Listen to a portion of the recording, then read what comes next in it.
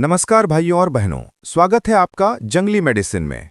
आज मैं जिस वनस्पति के बारे में बात करने जा रहा हूं, वो इतनी आम है कि शायद आपके घर के बाहर, नालियों के पास, खेतों में, बगीचे के किनारों पर, यहाँ तक कि गमलों की मिट्टी में भी अपने आप उगाती है। लोग इसे साधारण घास की तरह कुचल देते हैं, लेकिन जनजातीय आयुर्वेद, ग्रामीण चिकित्सा और सिद्ध परंपरा में ये एक बहुमूल्य, बहुगुणी और चमत्कारी औषधि मानी जाती है। ये औषधि शरीर की गर्मी, मूत्र विकार, त्वचा रोग, घाव, पेट की समस्याएं, आंखों के रोग, सूजन और कई तरह के संक्रमण में काम आती है। आज मैं आपको इसकी पहचान से लेकर आयुर्वेदिक गुण, पंचांग, प्रयोग, जनजातीय नुस्खे और आधुनिक वैज्ञानिक संदर्भ सब कुछ विस्तार से बताने वाला हूं। पहले पहचान जानिए, नाम बाद में बताऊंगा ताकि आपकी जिज्ञासा बनी रहे। ये पौधा जमीन पर फैलने वाली, नरम, चिकनी और रेंगती हुई जड़ी है। इसके तने पतले, हल्के बैंगनी रंग लिए हुए होते हैं। पत्तियां नरम, गाढ़ी हरी और अंडाकार आकृति वाली दिखाई देती हैं। सबसे खास पहचान इसके फूलों की होती है, जो हल्के नीले रंग के 3 पंखुड़ियों वाले और बहुत कोमल होते हैं। इनमें से ऊपर की 2 पंखुड़ियां गहरे चमकीले नीले रंग की होती हैं और नीचे की एक छोटी पंखुड़ी हल्की सफेदी लिए होती है। सुबह के समय फूल खिले मिलेंगे, दोपहर तक मुरझा जाते हैं। इसी फूल की वजह से इसे कई जगह कोशपुष्पी या कोशापुष्पी कहा जाता है। अब नाम जान लीजिए। आज की ये वनस्पति है कॉमेलिना डाइफ्यूसा और कॉमेलिना बेंगालेंसिस। इसे ग्रामीण भारत में कोशपुष्पी, कंछट, कांची, कनककौल, कांटा, किचना घास, कंजला जैसे नामों से जाना जाता है। संस्कृत नाम कोशपुष्पी, हिंदी कंछट, कंचना घास, बंगाल कांची, तमिल कणकी, तेलुगु कंचाला, मराठी कंठवेल, आदिवासी नाम चिच्चुनी, कंची साग। यह पौधा कॉमेलिनेसी कुल का सदस्य है और भारत, नेपाल, श्रीलंका, अफ्रीका, थाईलैंड, बांग्लादेश, चीन आदि देशों में व्यापक रूप से पाया जाता है। आयुर्वेद में इसे शीतल, मूत्रल, पित्तहर, रक्तशोधक और शोथहर माना गया है। जनजातीय चिकित्सा में इसे जलन, संक्रमण, मूत्र रुकावट, सफेद पानी, बवासीर, सांप के हल्के डंक और त्वचा रोगों में प्रयोग किया जाता है। अब इसके गुणधर्म समझते हैं। रस तिक्त और कषाय, वीर्य शीत, विपाक मधुर, गुण लघु, शीतल, रक्तशोधक, दीपन पाचन। दोष प्रभाव, पित्त को शांत करता है, कफ को कम करता है, वात पर मध्यम प्रभाव। अब इसके चमत्कारी लाभ विस्तार से जानिए। पहला लाभ, मूत्र विकार और पेशाब की समस्या में। यह मूत्रल है, यानी डाईयूरेटिक।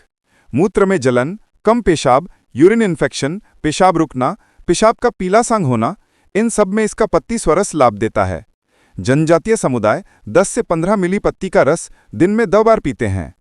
दूसरा लाभ, पित्त रोग और शरीर की जलन में। शरीर में गर्मी बढ़ना, हाथ पैर जलना, सीने में जलन, मुंह से गर्मी निकलना, इन स्थिति में ये शीतल हर्ब बहुत मदद करती है। इसका काढ़ा तुरंत शीतलता देता है।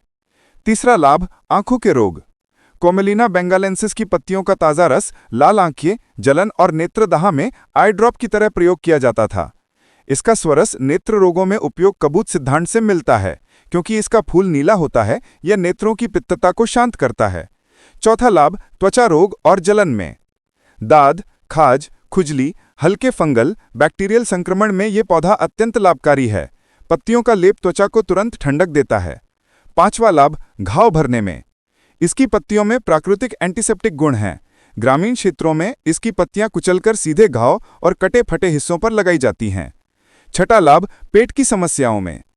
कच्चा पेट, गर्मी के कारण दस्त, भूख न लगना, पित्तजन्य उल्टी, गैस और एसिडिटी में इसका काढ़ा पिया जाता है। सातवां लाभ, महिलाओं के लिए। सफेद पानी यानी ल्यूकोरिया, योनि दाह और अत्यधिक गर्मी में इसका पतला रस उपयोग किया जाता है। आठवां लाभ, जोड़ों की सूजन और दर्द में।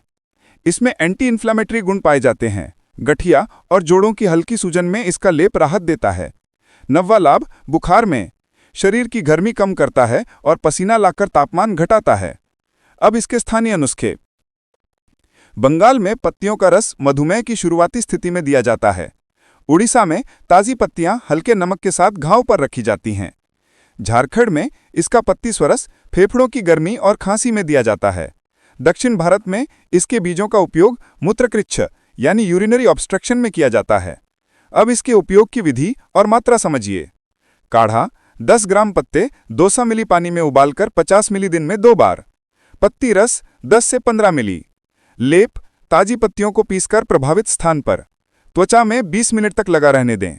मूत्र लाभ के लिए 5 से 10 मिली हल्के गुनगुने पानी के साथ। अब सावधानियां भी बहुत महत्वपूर्ण हैं। गर्भवती महिलाएं बिना चिकित्सक की सलाह न लें। बहुत अधिक मात्रा दस्त करा सकती है। अत्यधिक ठंड प्रकृति वालों को कम मात्रा ही उपयुक्त है। कच्चे फूल या फल अधिक मात्रा में नहीं खाने चाहिए। अब आपकी बारी है। आप अपने इलाके में इस वनस्पति को किस नाम से जानते हैं? क्या आपके गांव में या घर में इसका कोई खास नुस्खा उपयोग होता है? कमेंट में जरूर बताइए ताकि बाकी लोग भी सीख सकें। कोई जड़ी बूटी या पौधा नहीं मिल रहा है तो उसे आप ऑनलाइन खरीद सकते हैं। वीडियो का डिस्क्रिप्शन चेक करें। याद रहे, पहचान में या प्रयोग में गलती नुकसान पहुंचा सकती है। किसी भी जड़ी बूटी का उपयोग करने से पहले किसी योग्य आयुर्वेदिक चिकित्सक से सलाह जरूर लें। ये जानकारी केवल आपके शैक्षणिक उद्देश्य के लिए दी गई है। उम्मीद करता हूं आज की जानकारी आपके लिए लाभकारी रही होगी। फिर मिलते हैं एक नई जानकारी के साथ नई वीडियो में। तब तक के लिए नमस्कार। जय आयुर्वेद।